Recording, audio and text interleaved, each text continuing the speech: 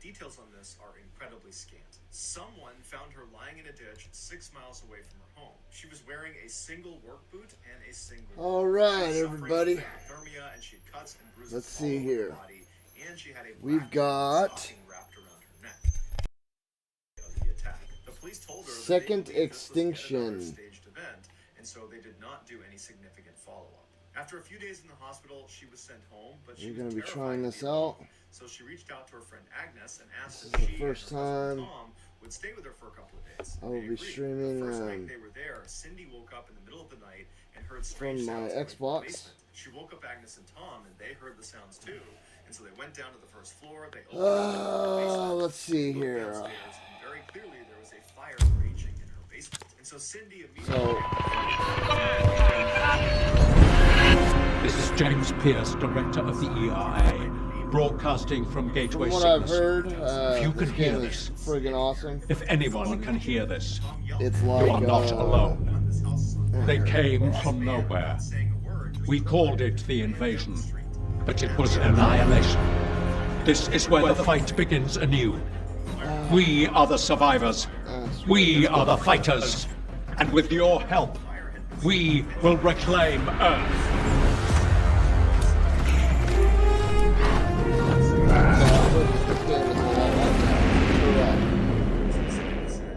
And Doom and She stages these events all the time because of this stalker. I'm not used to the Xbox.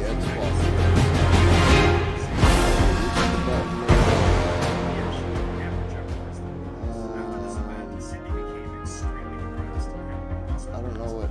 10 weeks she was under intense psychiatric care. Sign up for Avalanche Apex account. Accept. Accept. It was at this time that Cindy went to the police and said that she thinks Lloyd, her ex-husband, was behind all of these attacks. Police immediately brought Lloyd into question. Pause this for a minute. Emphatically denied all allegations, saying he had nothing to do with it, and in fact, he had been the victim of this stalker that was going after his ex-wife. He said he got a number of these threatening phone calls, and one time when they called, they left him a voicemail, and he played it for the police. Hey, no! You're just a demon. You're just a demon. It's expired, sir. Come on, man. You know how many times I've been in and out of this gate with that? Excuse me? What's the odds on license? Step out of the vehicle, sir. You want me to step out the vehicle? I'll happily. He's with the Ranger. Goddamn, man. Ranger. Setting up the accounts and all that. I've been busting my ass to get my mind and my Can you not hear me? good place. I need to get back in the game, sir. You want to get back in the game? Prove it. Sergeant Rodriguez was Can you not? Hey, Nick. Sunday outside of Nogales. They want his dog at the funeral. You do this. Hello. Back in the game. She won't work with anyone. One minute she's good, the next minute she's sending 3 guys Nick. to the ER. What's up, dog? And you're gonna go on a little road trip. Easy. You're not so scared of. No, big time. What is your deal, man? Maybe just take the crazy down one notch. Hey, no! You're just a demon. You're just a demon. Whatever happened to you, dog? You used to be a legend. Hey, oh, no. Hey, no! You're so good. How'd you make her get out of your hand? I just talked to her. See, she's just a noodle. She just is so good. All right, there. Can you hear me? You don't do anything else psychotic on this trip? Maybe. Okay. Have some fun. Is that a deal? Shake? I've been trying to talk for a minute, but for some reason my headset disconnected. Girl, you get hugs now? Really? Lulu gets the best hug. You've never had a Lulu hug? No, we don't exactly hug. So you're telling me that Nuke was just as messed up as Lulu? I had to work him every day for 6 months. When he stopped struggling, that's when I realized maybe I could stop struggling too. It's okay. It's just lagging, right? Look at that! She's never slept in a nice bed before. There ain't no shame in wanting a big comfy mattress. I was hoping you might have a room for me and my little girl. Is that a Purple Heart? Was she wounded? Yes, she was. Thank you for your service. You've never seen this dog exhibit any aggressive behavior before. Never. She loves people.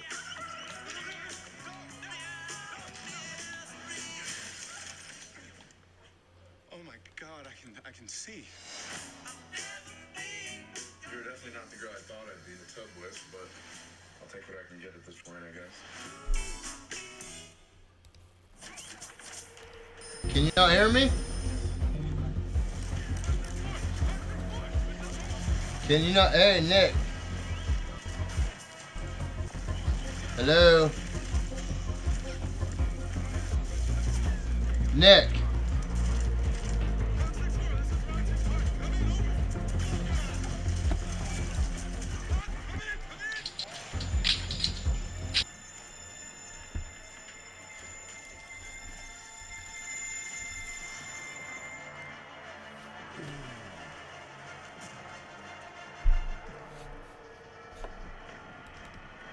Dude, what the fuck? My shit is moving so fucking slow, man. No let will immerse you into the game. No let, no game.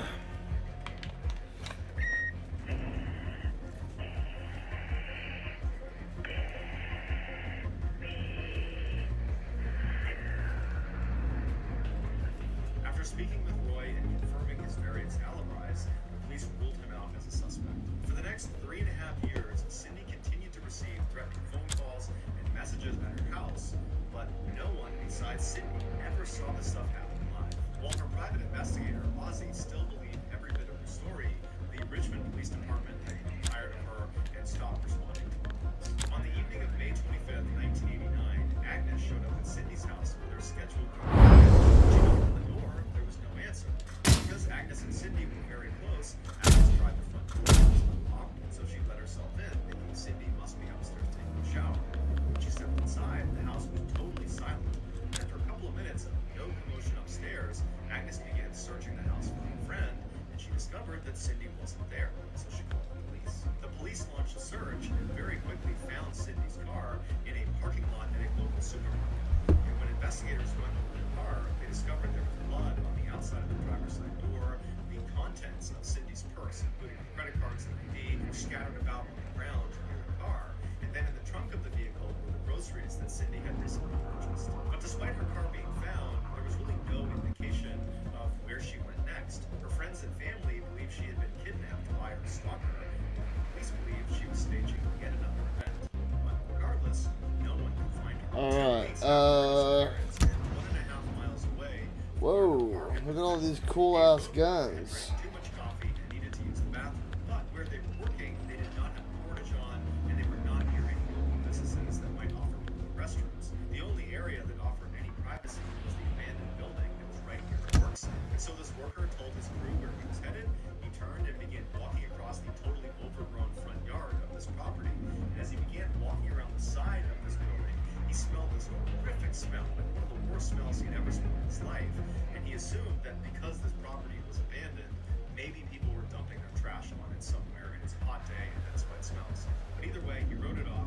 He walked around to the back of this building. He found a good spot. He relieved himself. He turned around and began walking back along the side to go back to the road. And he stopped because he saw something lying near the side of the house, and he was surprised he hadn't noticed it was in. So there's Expedition, Gateway, Cygnus, Tundra, Emergency Landing. So I'm just gonna go to free roam for a minute. Laying in front of him was a clearly deceased woman laying on her side.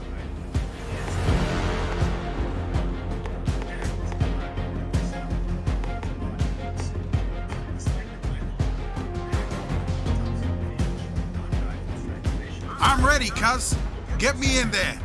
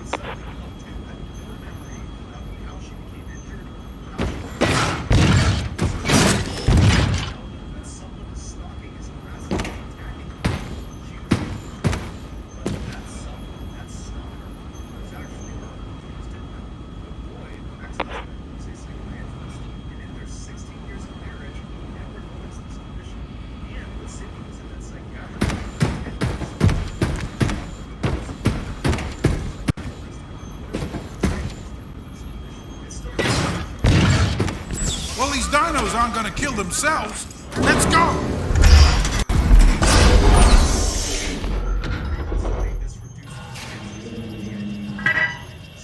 To date, her death is still considered.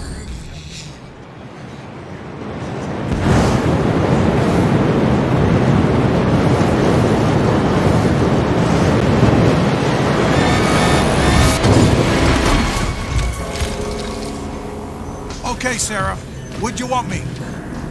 Hey, hope the landing wasn't too rough. I saw that you were heading planetside without a mission, and I still have hours to log today, so I figured I'll be on standby if you need anything.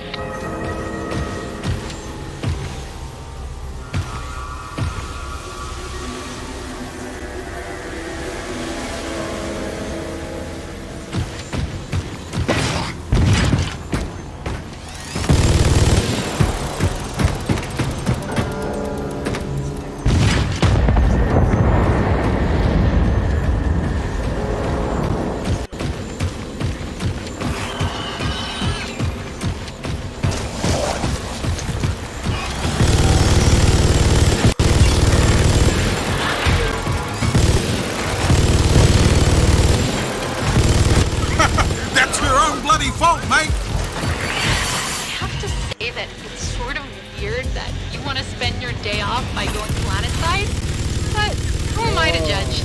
Whenever you want to get back home, head to an extraction point and I'll send the raft.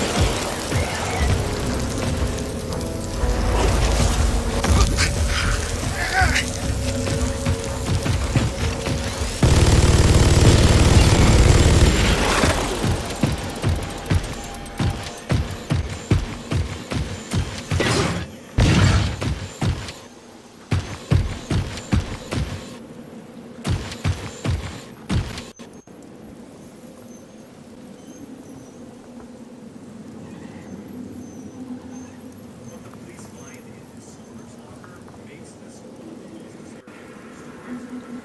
But before we get into today's story, and strange, dark, and mysterious, the story format that you come to the right channel because it's all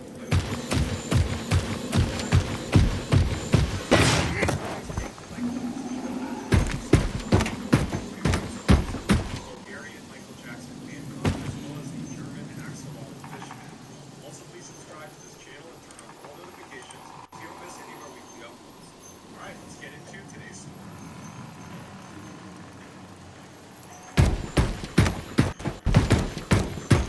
What is all this shit?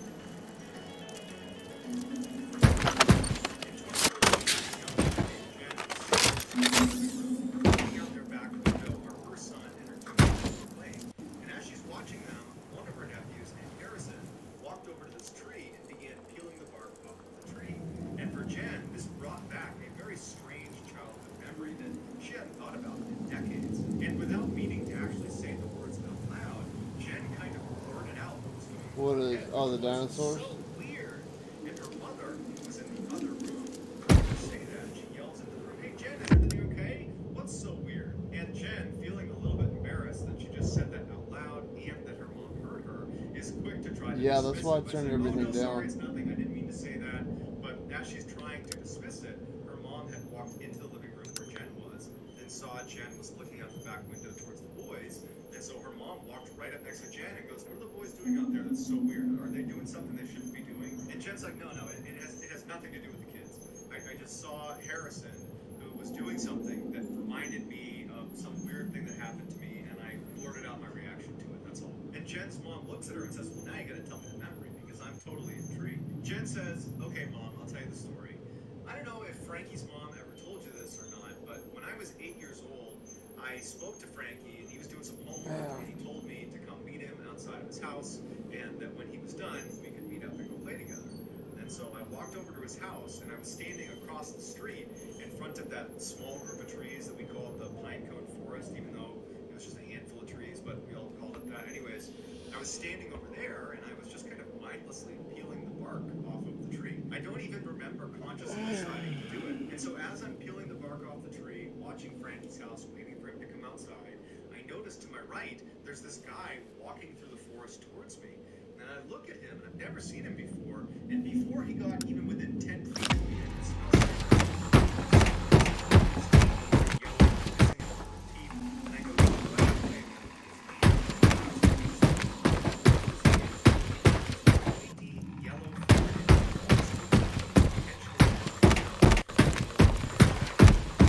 walking up to me and stops completely in my personal space. And instead of looking at me, he looks at the spot on the tree where I am peeling the bark, and he's literally like 1 foot away from me, so close that I had to lean back because I didn't want to run away. So I'm leaning back, holding me right next to this one, and all I can smell is cigarette smoke. And he turns from the tree to me, and he goes, "What do you think you're doing?" And I'm like this, and I'm like, What are we waiting for here? friend?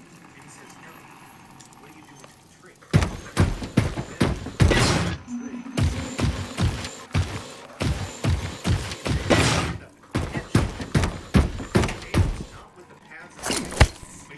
All right, back in the game.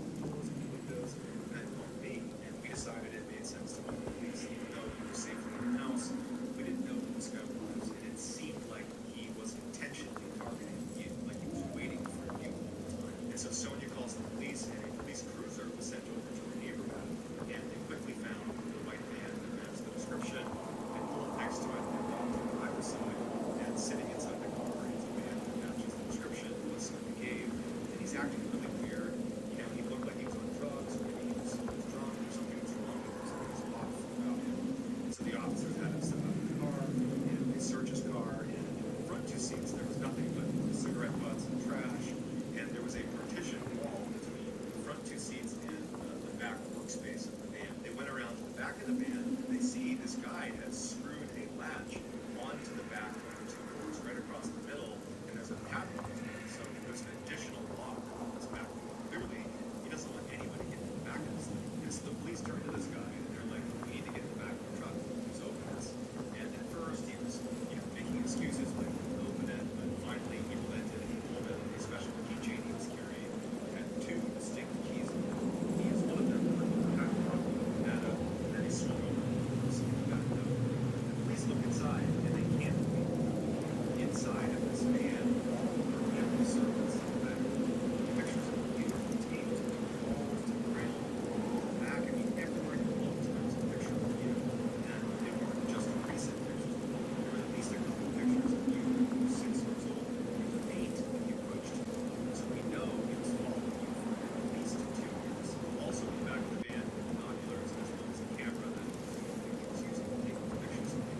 But that's not even the worst part. After this guy got arrested, one of the officers pulled out that keychain that had the key to the padlock in the back of his van, and he noticed the other key to the keychain was not just the key to the same padlock, it was a different unique key. And so the police come over to this guy and show him the key, and they say, what does this do? He says, well, it's to the storage locker. So the police track him to the storage locker, and there, the key. So somebody used it straight up. The entire storage locker is sealed. It's covered in clear plastic. Behind the plastic, you can see the walls, hundreds of pictures from you. And in the middle of the storage locker is a dentist chair anchored to the ground. Next to the dentist chair was a silver tray that you can see in the dentist's office, except on it were these knives. They were not surgical medical knives. They were like meat cleavers and hunting knives from sharp instruments. And then next to that, tape measures.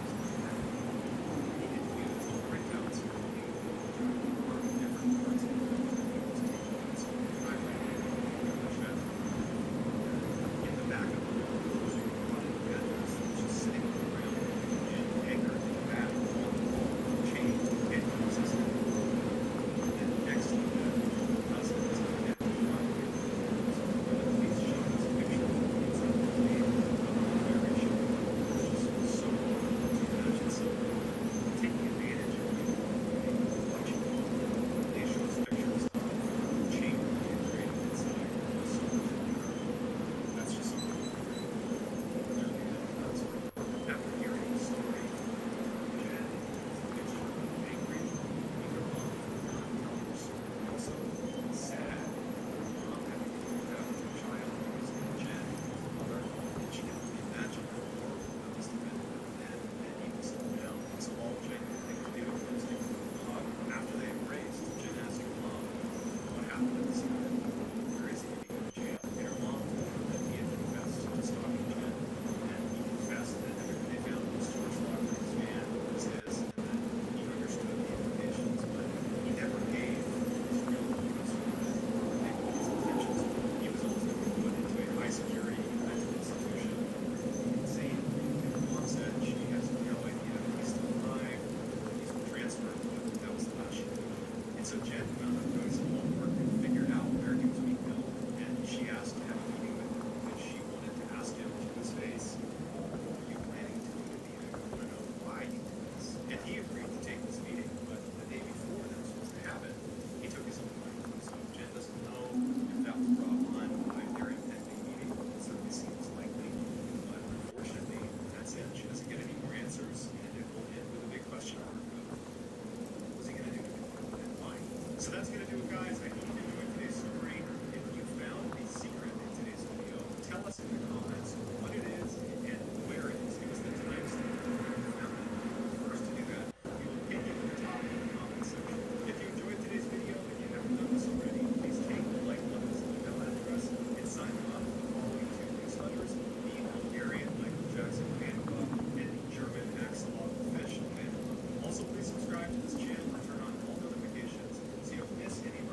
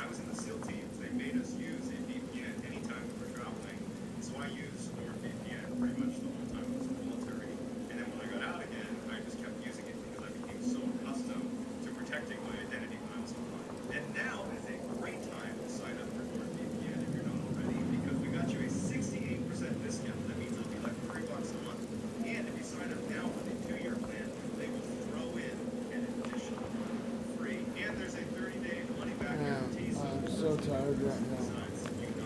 I keep dozing off, dude.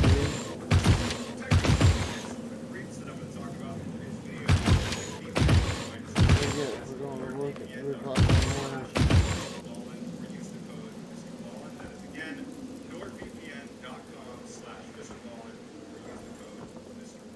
Also, I just found out the like button is not used for VPN or any VPN for that matter, so please hack their computer and steal their identity. Alright, let's get into today's stories.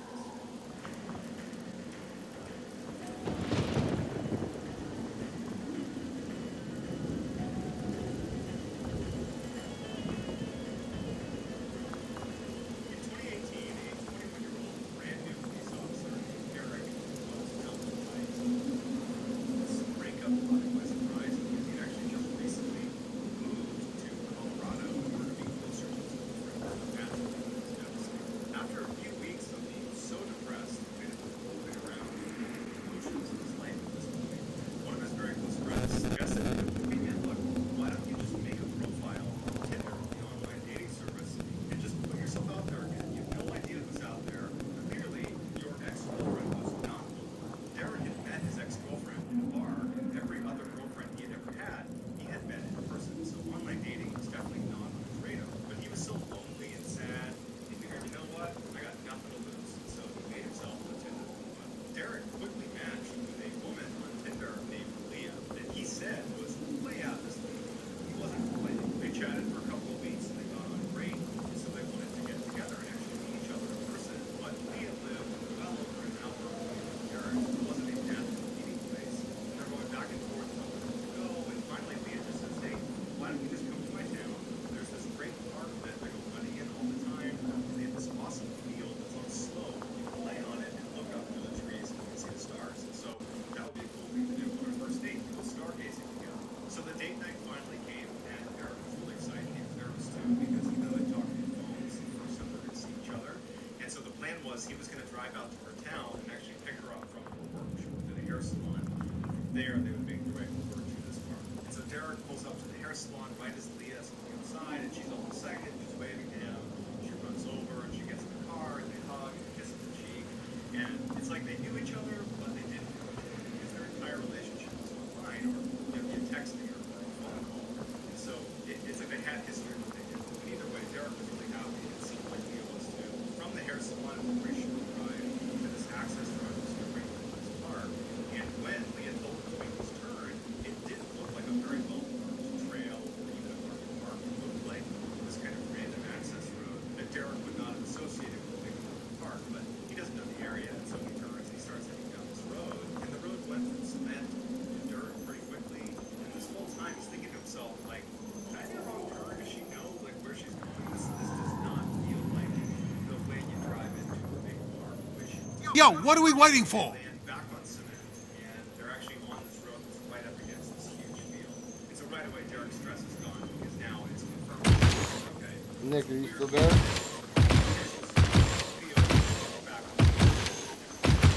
Derek asks Leia.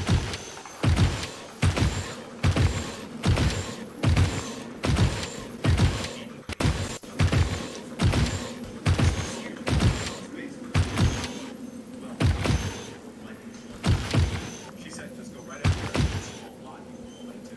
And so Derek starts going up this road and he sees maybe Yeah. 300 feet ahead.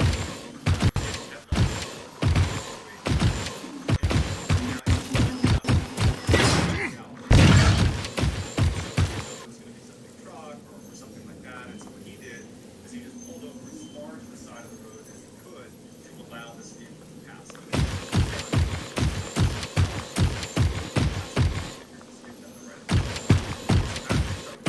You can see that it's actually this big van moving pretty slowly, and he's just kind of waiting for them to pass, and he's not thinking anything of this. He's thinking that this is just another person in the park. And this van, instead of passing him, actually turns at the last second and almost goes bumper to bumper with Derek's car. my He God. doesn't crash into it, but he stops just in front of Derek's car. No, I keep fucking passing out. And he's super aggressive. You know, he really believes in his training. And so as soon as this guy stopped in front of him and blocked the path for him, red flags are going up for Derek, and he knows something's wrong with this van. And instinctively, he says, "Leah, stay here." He grabs his flashlight and he puts Oh yeah, that was the first thing I came across.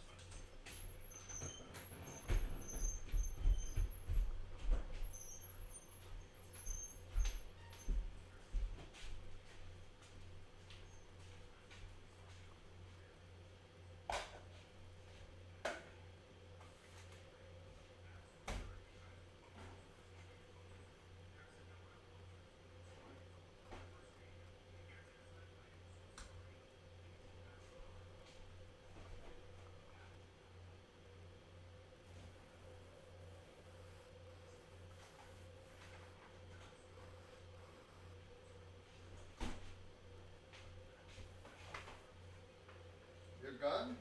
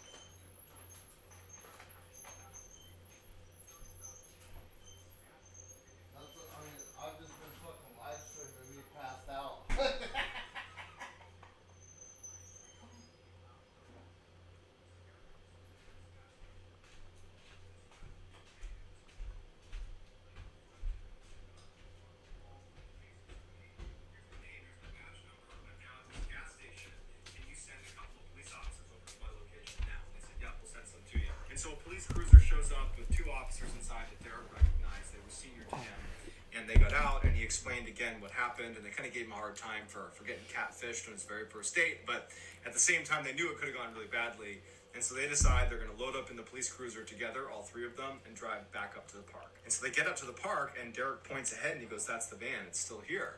And so they drive up, and they stop short of the van. And the two uniformed officers, they turn to Derek, and they're like, "Just stay in here. We're going to go check this van out." And so Derek's sitting in the car watching these guys go up to the vehicle, guns drawn. They're looking all around. They're clearing behind the vehicle. They're looking in the wood line. There's nobody there. And at some point, he sees them put their pistols away, and they go in the van. They're kind of shining with their flashlights all around. They're looking in the back, looking in the front. And then after a few minutes, they walk back to the cruiser. And as soon as they got in, Derek could tell there was just something off about how they were acting. When they were down at the gas station, they were kind of joking around with him. Now, whatever they had seen in the van was definitely not something they were going to joke about. And they turned to him, and they're like, the back of the van, it was just knives and saws and pistols and rifles and lighter fluid and chains and handcuffs and duct tape. It was just awful, and it looks like there might even be blood on the ground. The two officers immediately called in additional backup, and before long, it was a full-fledged circus around. Yeah, so this guy, right? He goes out on this date with this chick. It's his first date with her. Like he met her at somewhere. And he didn't even really know her. He just met her like once or twice very briefly, and he asked her out on a date, and she was like, finally, yeah. So they go out to this fucking this fucking open lot. It's like an open fucking parking lot that people go stargazing and shit in, right? And it's closed down for some reason. And the dude pulls in there anyways. I mean, he's always there. So this van pulls up to him. And he's like, "What are you guys doing here?" Blah, blah, blah. Starts yelling at him. And the guy's like, "Hey, it's okay. I'm like a member or whatever." And blah, blah, blah. And then the caretaker, and he's like, "I'm on my first date. We just came down here to check out the stars." And then the caretaker was like, "Oh, okay, fine, whatever." And,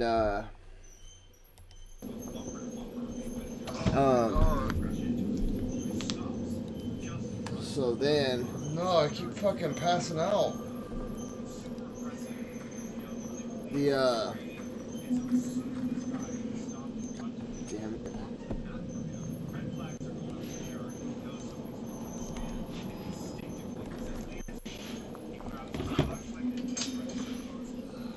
Shit. Oh, yeah, that was... The guy is like, they're sitting there like looking at the stars and all this shit. And then all of a sudden, a couple hours later, they see this van like pull up in the distance. And then it shines its brights at him. And the guy's like, what the hell's going on? Then all of a sudden the van starts charging straight fucking towards him, right? And the guy's like, "Oh, holy shit, like, what's going on? What do we do?" And then it stops right before it slams into his car. And his date's all freaked out, and she's all standing behind him, and, he's like he's still fairly composed. He's holding himself together. And then, the guy gets out of the van, and he goes, "Give me your wallet and your keys right now. Your shit's getting taken." But he didn't know that the guy on the date was an undercover cop, or not an undercover cop. He was like a rookie cop, but he was like fresh out of the Marine Corps, So he's like, "Fuck you, bro. You don't even come up and punk me out of my shit." And then all of a sudden, he's hella confused. His fucking date runs over to the caretaker guy and was like, "Yeah, dude, come on, give us your shit." And so the guy, I think his name was Derek, he was like, are you fucking for real? Like, you guys are setting me up right now? That's what this is? And she was like, "Come on, we don't want to have to hurt you. Just give us your wallet and your keys." And he looks right at him, and he goes, no. So she was like, all right, and she walks to the back of the van, and she slides out this big lead pipe, and then he goes, watcha, and he whips out a pistol, and he's like, oh yeah, I'm a fucking cop, put your fucking hands up, you guys are both under arrest. So then, they're like sitting there, and he's like calling fucking backup and shit, and he's explaining to fucking his backup how to get there. And then they're like, oh shit, he's distracted, you know, and then they fucking take off and they go running into these woods, right? And then these two fucking cops show up and they put him in the back of the cruiser to make sure he's safe and all that. And then they go looking in the back of this van, and there's all kinds of like fucking handcuffs and saws and chainsaws and like fucking whips and chains and like hand saws and like hella like sharpened pliers, like they took pliers but then sharpened them down so they're like big ass fucking scissors. I don't know, that's where I stopped. Crime So scene investigation unit and other police officers, spotlights set up, and they went out looking in the woods for these people, but they never found the guy, they never found the girl. And Derek would tell the other investigators, hey, she works at this hair salon, like right down the road, I picked her up there. And so they went over to the hair salon, and they wound up talking to the people there, and they said, we've never heard of Leah. And when they showed them a picture of Leah, they were like, we've never seen her before. And so they came back and they told Derek, look, she's a con artist. And so the thing, your whole relationship with her has been her setting you up in some way, shape, or form. The entire thing, that's all it ever was. And so for Derek, that was crushing, and he swore off Tinder immediately. He did not want to do any more online dating. But what really haunts him, more than just being taken advantage of, is what would have happened if I wasn't concealed carrying? Would I have wound up in the back of that van? I'm the type to not give up. Soy el tipo que no se rinde. damn. Steglajan gives you its I'm telling you, dude, this dude's a good fucking storyteller. In the summer of 2019, a grandmother named Barbara was looking after her grandkids for the weekend while her daughter and her husband were out of town. Her daughter had 3 kids, 2 that were under the age of 6 and 1 who was 15 years old. And so anytime Barbara... What the hell?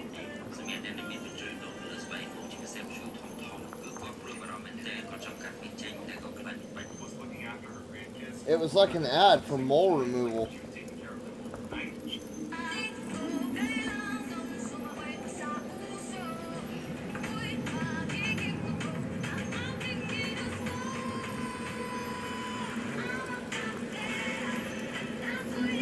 That's a fucking dude. Get the fuck out of here. Okay, here we go. Top 3 scariest stalkers in the wild, part 5. Missing 411, part 17. One former police detective named David Linus has begun investigating thousands of these very strange disappearances, and he outlines his findings in a book series called Missing 411. Today, I'm going to be looking at 3 cases that all fall within the missing 411 phenomenon, where everybody... Did I fucking... Have you heard the...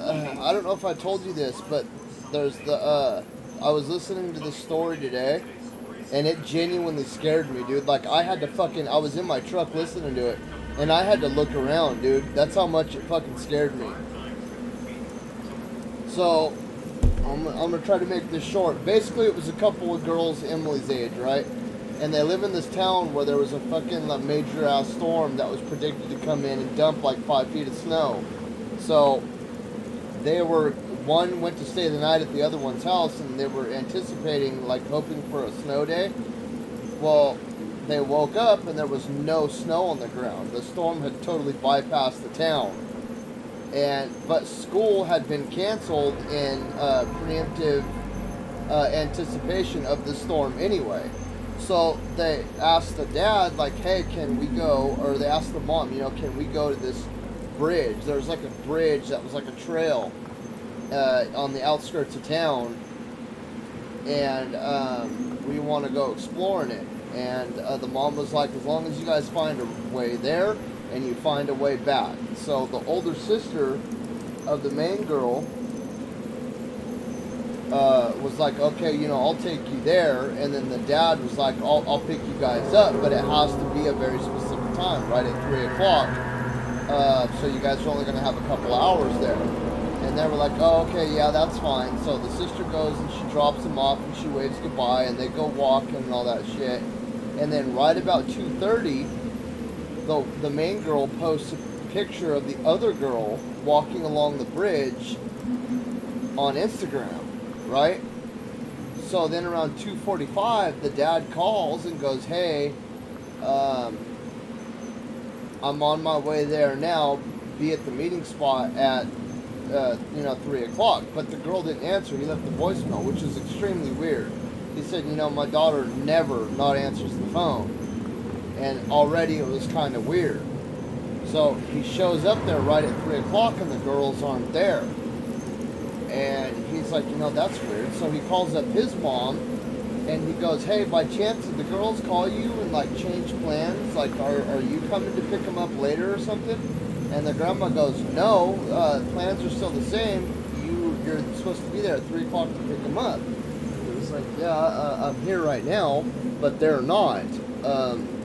Something's kind of weird. So they figured maybe the girls got lost or some shit like that. And he gets out and he goes looking around and he ends up finding one of their gloves.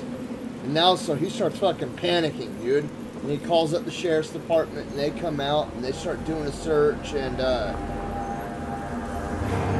it basically leads into a fucking missing persons case. Like, hey, these girls have been abducted. So they bring out this fucking search party, and the search party's looking for them. And after a few hours, they finally find both the girls dead in a ditch, right? And they go looking through the cell phone, and apparently at some point in time, a guy had started to approach the girls. It was a pretty long, like, bridge, like the Sutter bypass, where it's super long, but it's only a few feet above the ground. So it was like that, and this guy starts to approach him. And the main girl gets weirded out, and she senses danger, so she starts secretly filming the guy walking up to him. Now, there's like a whole 30-minute video of this whole situation, but I guess the cops have only released a 3-second snippet of it. Hey, because are we it's going so or what? grotesque and fucking horrid, right? And what they released to the public is this guy is walking up to the girls and he says, "Guys down the hill." That's it, guys down the hill. And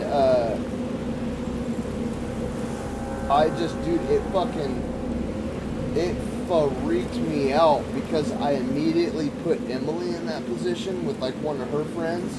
And I was like fucking already panicking, like she was the one that got kidnapped and shit.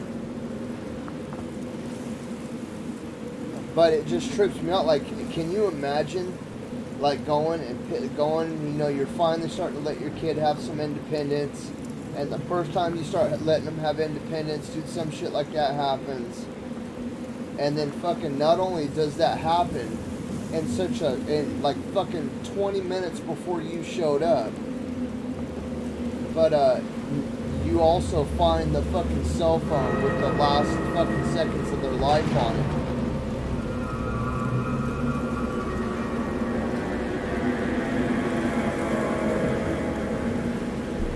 Nothing happens if we do nothing. I swear, if some shit like that ever happened to Emily and I found the fucking person, the things I would fucking do to him, dude. No, I wouldn't fucking kill him, dude. They'd fucking... It takes some fucking time. Oh, yeah. Yep. At first.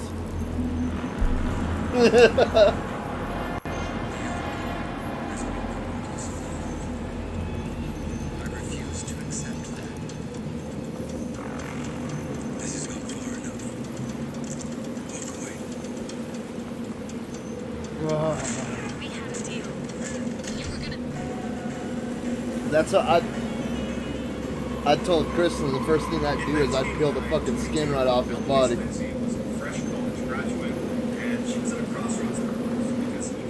And I'd get the biggest, blackest rubber fucking dildo I could find.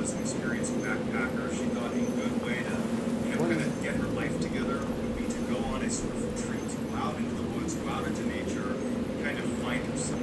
So she had planned this very detailed.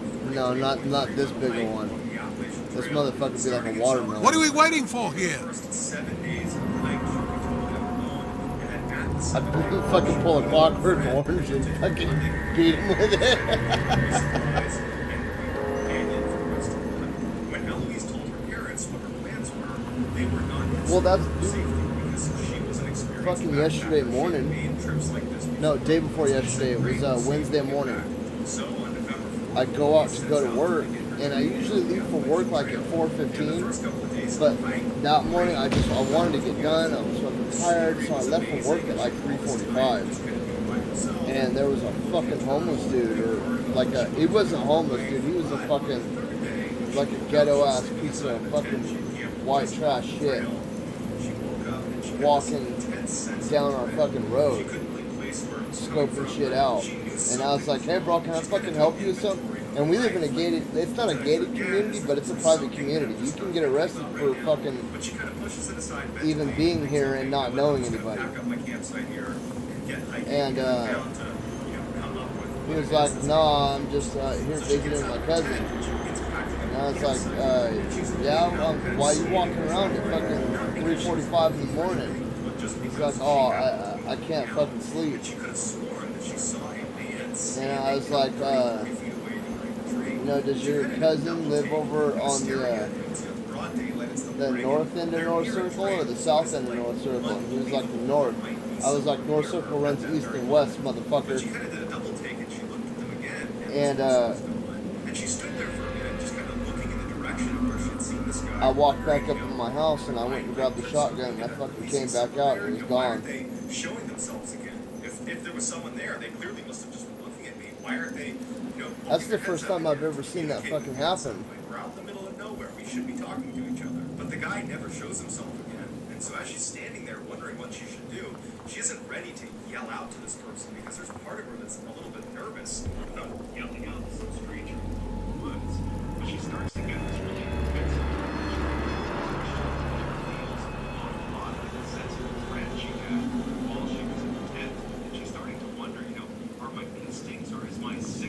I'm on still live streaming right now. Oh, this is another creepy one too. 2 girls, 1 jungle. We're Huggies. We got just what you need. But It's the state that the remains. dude, it's hella creepy. It's another scenario where these 2 teenage girls, they go walking down this fucking trail, right? Raise a lot of questions. Hey, what's going on, guys? Mr. Baldwin here from TikTok, where I am known for telling scary stories and talking about unsolved mysteries and true crime. But if you are not coming from TikTok, and I'm starting to see a trend that actually a lot of people are just finding me on YouTube, which is really cool. I was a Navy SEAL for a couple of years. I was actually meant to be retired in 2017. And I started making content about my military experience, mostly on Instagram. And then I joined TikTok in the early part of this year. And at some point, I just wanted to try something new and wanted to try a different content style. So I posted about an unsolved mystery, which is the Dyatlov Pass. It's about a bunch of hikers that disappeared in the mountains in Russia. No one really knows why. And it takes off, and it's something that I just am really interested in. I think unsolved mysteries are fascinating. I find myself almost as a hobby researching this stuff, and it was cool to finally have a place where I could actually create content around unsolved mysteries and true crime and scary stuff. TikTok was the place, but what I'm trying to do is transition over to YouTube, where Nothing happens if we do nothing. tell longer versions of these stories and get a little more in depth. And so I have committed to posting at least one of these types of videos on YouTube a week. And I hope that you will subscribe and you will follow along, because right now my YouTube skills are very low. Admittedly, I'm pretty good at TikTok, I'm pretty bad at YouTube, but I'm going to get better. I would also love it if you guys have suggestions for videos. You can pass it my way, either in the comments of the video, or you can shoot me a DM on Instagram. My handle is John B. Allen416, John Allen 416. Shoot me a DM, I'd love to hear feedback. It just freaks me So out. today we're going to talk about Like, one this of shit the isn't more fake. well-known This shit's fucking real. unsolved mysteries. And It is I the sent one very story to strange Kristen, disappearance of and two I was like, hey, did you watch that? And she was like, fuck that, I'm not gonna watch that. You know how scary that shit is? And she was like, and it's not scary, like fake scary, it's scary because it really fucking happened. And I'm like, yeah, I know. Like, the boys, I don't really worry about, dude, but Emily's, like, starting to become more independent and shit, and there are some times where, because she's been walking to school in the morning, and I'm like, fuck, dude. I've been telling her, like, as soon as you leave the house, fucking text me. As soon as you get to the bus stop, fucking text me. As soon as you get on the bus, fucking text me. Because I'll come smashing back into Placerville in a fucking Frito-Lay truck, and I will hunt you down with a cargo bin full of chips. I don't give a fuck. On March 15, 2014, Chris Kremers and Lisanne Vroon, who were both Dutch college students, head to Panama for a 6-week-long part vacation, part charitable giving. They had mapped out these 6 weeks to lots of traveling, exploring, and then also they were engaging with different charities. Anyway, so it was all really excited about it. They were 6 months leading up to this trip. They kind of made I think I'm supposed to go here. So March 15th, they arrived in Panama. The first 2 weeks they're there go beautifully. Traveling, charities, and everything's planned. And then by the second week, they arrived in a little town called Boquete. Stay as much as possible. So that's like a group living situation. It's pretty common amongst travelers. Save money or crash at least like almost like dorms. Payload, now! That is bloody rank!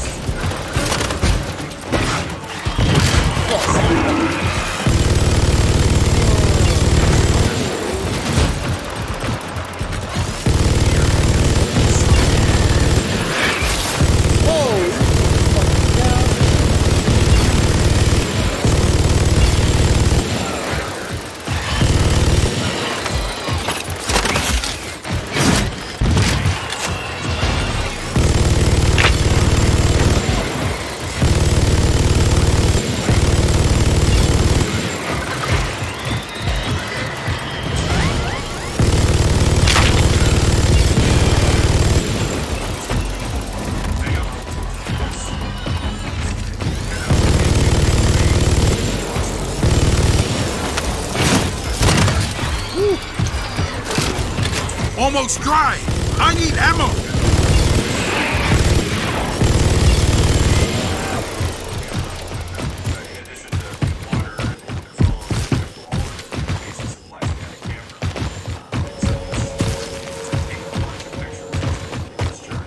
So that night, the dog returns to the hostel, but the girls aren't with the dog.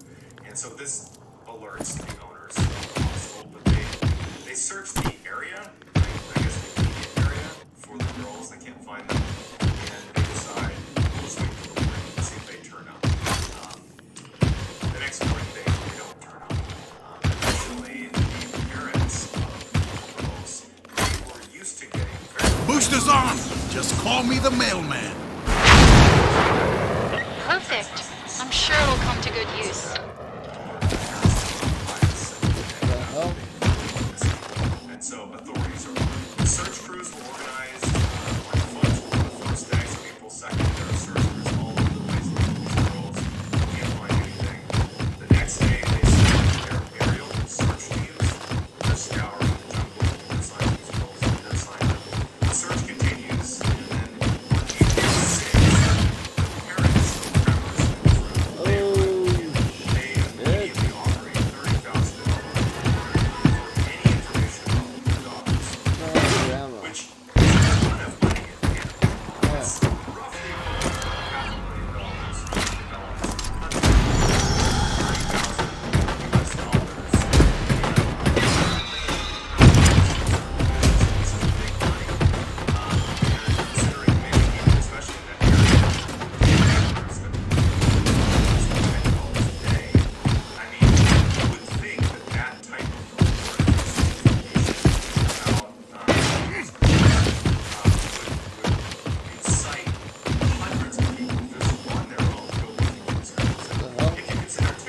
helicopter flying around. News travels fast. This is the area they call it up in the area really well.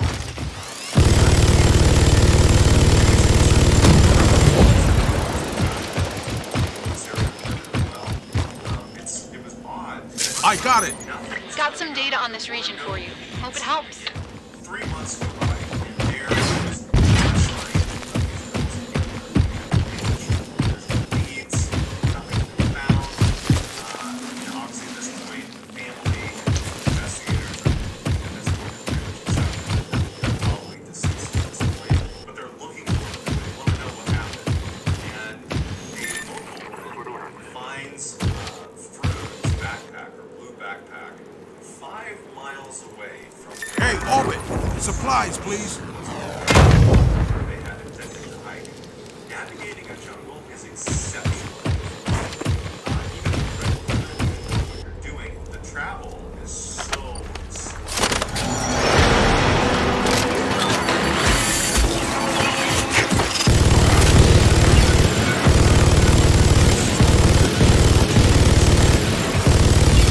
I'll have a poke over there.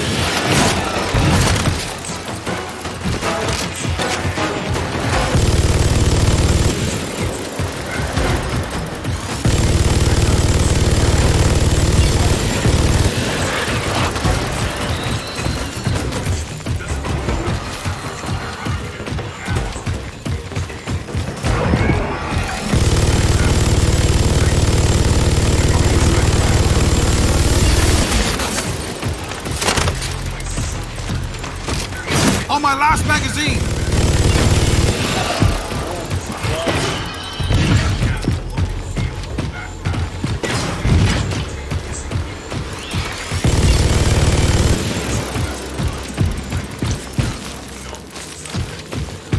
Either way, inside there was sunglasses, there was a water bottle, there was some underwear that was in there, and their camera, their digital camera was in there.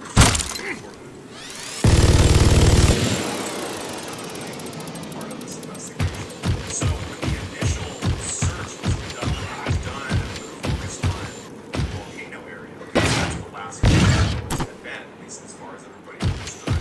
But now that they found this backpack 5 miles away from that area to search, and so they do. They start searching around the area around the backpack, and they quickly find some of the girl's clothing. Orbit. Need a payload, mate. And they finally locate in the same rough area that the clothes and the backpack were found. They actually discover some of the remains of the clothes.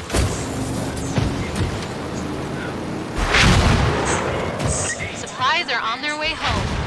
And some of the other things that were found in conjunction with these remains that raise a lot of questions. Some of the remains that were found, DNA proved that I think I'm gonna some have to of end them it here. were Yeah, I gotta wake up in like 5 hours and DNA also coming over showed to help that fucking mixed bring in the with vent some safe up bone in the bedroom. fragments and pieces of remains that were found were at least 3 other Alright.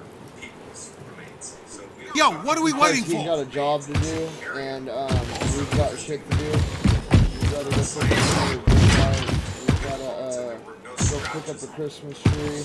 So that's important to think Yeah. about it. Because their bones were found. We got a 50 and 80 and 250. We want to pick up the 80 tomorrow. But then I got to build in his bed. Another way to happen is they've basically been pulverized. I'm gonna redo my room. I gotta trim some. I gotta pop some more of the house. There would be really crucial investigators